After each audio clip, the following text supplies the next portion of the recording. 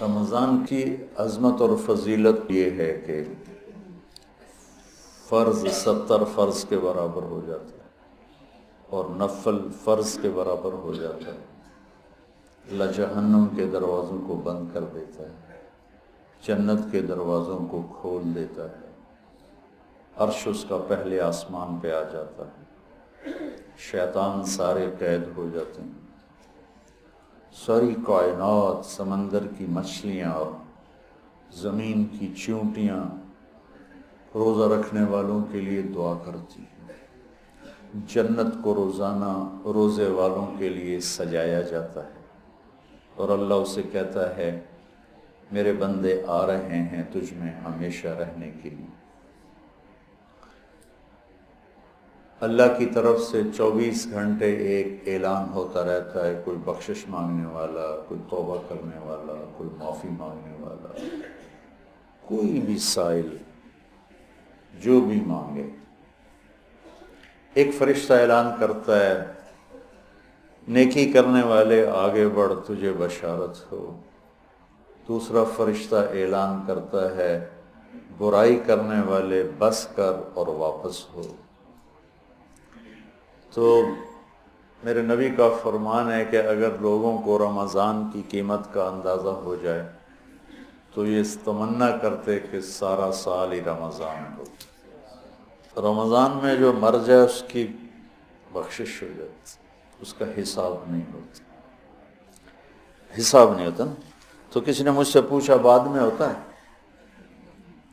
میں نے کہا اللہ تعالیٰ کوئی ہماری طرح، اللہ تو رحیم و کریم ہے، ایک دفعہ چھوڑ دیا تو چھوڑ دیا، یہ تھوڑا ہونا آ جاؤ بھائی ضمانت کینسل ہو گئی ہے دوبارہ پا دے یہ تو دنیا کے دستور، جب اس نے ایک دفعہ کہا چاؤ۔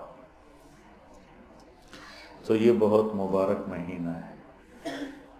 پہلی تیاری کیا ہے کہ آج تک ہم سے جتنی خطائیں ہوئیں، کوئی زبان کی، کوئی آنکھوں کی، کوئی کانوں کی، کوئی معاملات کی، کوئی معاشرت کی، اس سب سے ہم آج پہلی رات ہے توبہ کر۔ آپ تو تھوڑے سے بیٹھے ہو، یہاں لاکھوں لوگ جڑے ہوئے ہیں، دو بڑی مصیبتیں ہیں، ایک غیبت ایک حسد۔ تو ہم جتنے لوگ میری بات سن رہے ہیں، ہم اپنے رمضان کی ابتدا کریں توبہ کریں، ٹھیک ہے نا؟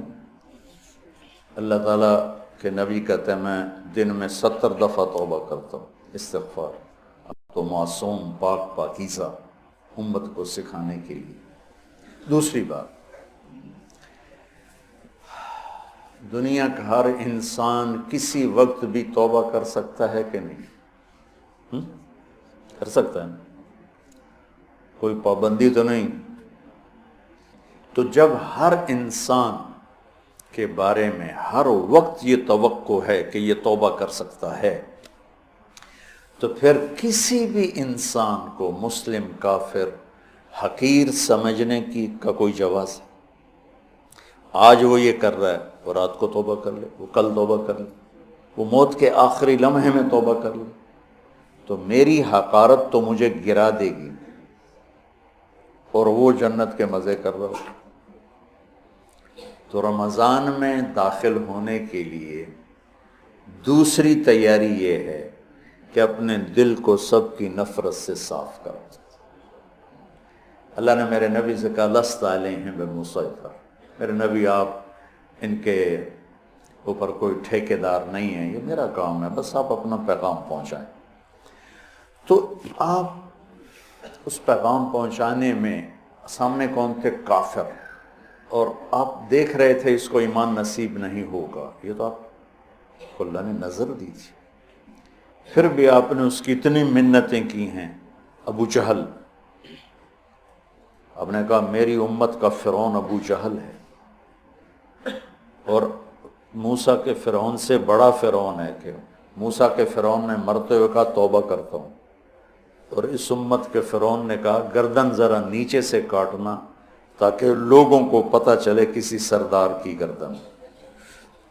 آپ نے اس کے گھر کے اتنے چکر لگائے جس کے بارے میں جانتے تھے نصیب میں ہدایت نہیں ہے، کہ وہ کہنے لگا اے محمد بس کرتے، ہم قیامت کے دن گواہی دے دیں گے کہ تو نے ہمیں اپنے رب کا پیغام پہنچا دیا تھا، اب بس کرتے۔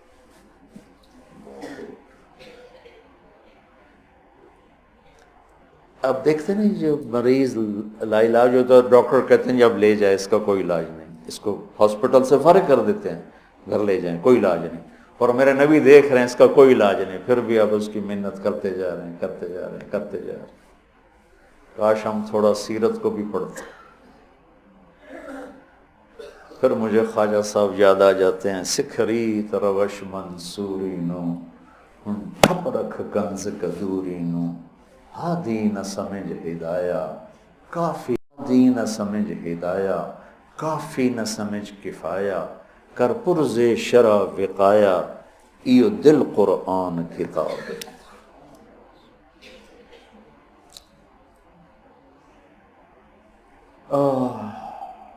تو دوسرا کام سامعین اور آپ حاضرین کہ ہم اوروں کی نفرت سے بھی دل کو صاف کرتے ہیں۔ ہم چاہتے ہیں نا اللہ ہمیں معاف کر دے، تو ہم ہر ایک کے لیے یہی چاہیں کہ اللہ اس کو معاف کر دے۔ جس کو میرے نبی دیکھنا نہیں چاہتے تھے، حضرت حمزہ کے قاتل وحش، اللہ نے ایمان دے دی۔ اور بات لمبی ہو رہی لیکن یہ چونکہ ہمارے دل نفرتوں سے بھر چکے ہیں، اور بہت مبارک مہینہ ہے، اور المشاہین کی بخشش نہیں ہوتی پورے رمضان میں، جس کے دل میں نفرت ہو کسی کی اس کی بخشش نہیں ہوتی، اور اس کو ہم گناہ ہی نہیں سمجھتے۔ چند آدمیوں کے بارے میں آپ نے فرمایا تھا جہاں ملیں قتل کر دو، چاہے وہ بیت اللہ کے پردے کے اندر بھی۔ ان میں ایک عبداللہ بن ابی سرحہ بھی ہیں، اکرمہ بن ابی جہل بھی ہیں، واشی بھی ہے۔ تو وہ 17 تھے، 3 عورتیں 14 مرد، اس میں سے 13 کو ہدایت نصیب ہوئی، 2 قتل ہوئے اور 2 کا پتہ ہی نہ چلا بھائی۔ عبداللہ بن ابی سرح یہ حضرت عثمان کے خالہ زاد تھے،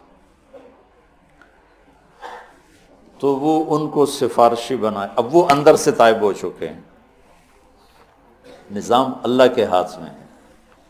آپ تشریف لاتے ہیں، یا رسول اللہ یہ عبداللہ آیا ہے، توبہ کرتا ہے، آپ اس سے بیعت لے لیں، کلمہ پڑھا لیں، تو آپ اس سے سر چکائے بیٹھے رہے۔ پھر انہوں نے کہا یا رسول اللہ یہ عبداللہ آیا ہے، توبہ کرتا ہے، آپ اس کو کلمہ پڑھا لیں۔ پھر کہا یا رسول اللہ یہ عبداللہ آیا ہے، توبہ کرتا ہے، آپ اسے کلمہ پڑھا دیں۔ تو آپ نے اس کو کلمہ پڑھایا اور بیعت لے کر فرمایا الیس منکم رجل رشید یضرب عنقہ، تم میں کوئی سمجھدار نہیں بیٹھا تھا جو اس کی گردن اڑا دیتا؟ تم دیکھ نہیں رہے تھے کہ میں اس کا ہاتھ اپنے ہاتھ میں نہیں لے رہا تھا، تو تم سمجھے کیوں نہ، اس کی گردن کیوں نہ اڑائے؟ کہ یا رسول اللہ ہمیں پتہ نہیں چلا، آپ ہمیں اشارہ کر دیتے۔ تو آپ نے فرمایا نبی خیانت نہیں کرتا ہے، نبی میں خیانت نہیں ہوتی کہ میں ادھر ہاتھ بڑھاؤں ادھر تمہیں اشارہ، یہ نبی کی شان سے پاک ہے۔ میں قربان جاؤں اس کی رحمت پر۔ اور موت کیسے آئی؟ کہ مصر کے گورنر بنائے گئے حضرت عمر کے زمانے میں، حضرت عثمان کے زمانے میں، فجر کی نماز پڑھا رہے تھے، نماز کے بعد ایک طرف سلام پھیرا السلام علیکم ورحمۃ اللہ، اور دوسری طرف پھیرنے سے پہلے ہی گر کے انتقال ہو گیا۔ انہوں نے کہا تو صحابی ہونا ہی کافی تھا، لیکن اگر موت کیسے؟ تو جب اللہ فیصلہ فرماتا ہے تو اللہ کے نبی 3 دفعہ رکے رہے، پھر آپ نے بیعت لی۔ تو لہٰذا میرے عزیزو، سامعین، حاضرین، سب سے دل صاف کر دو، سب سے نیت کرتے ہو میری جو تم میرے بچے بیٹھے ہو، میں اب اس عمر میں تم سے کیا فخر کروں گا، میرے سر کے درد کا ایک سبب یہ بھی ہے کہ میں سارا دن اس بدبخت سے لڑتا ہوں.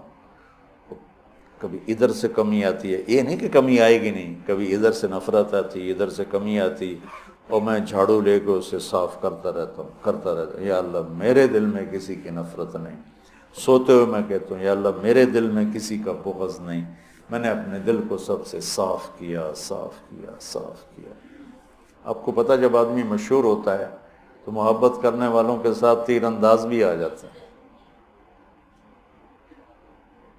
وَنَصَبْنَنِي غَرَضَ الرُّمَاةِ تُصِيبُنِي مَحْنٌ أَشَدُّ عَلَى السُّيُوفِ مَضَارِبًا، کہ مجھے ایسے تیر مارے زمانے نے کہ میرے جگر کے پار ہو کے ٹکڑے ٹکڑے کر دی. متنبی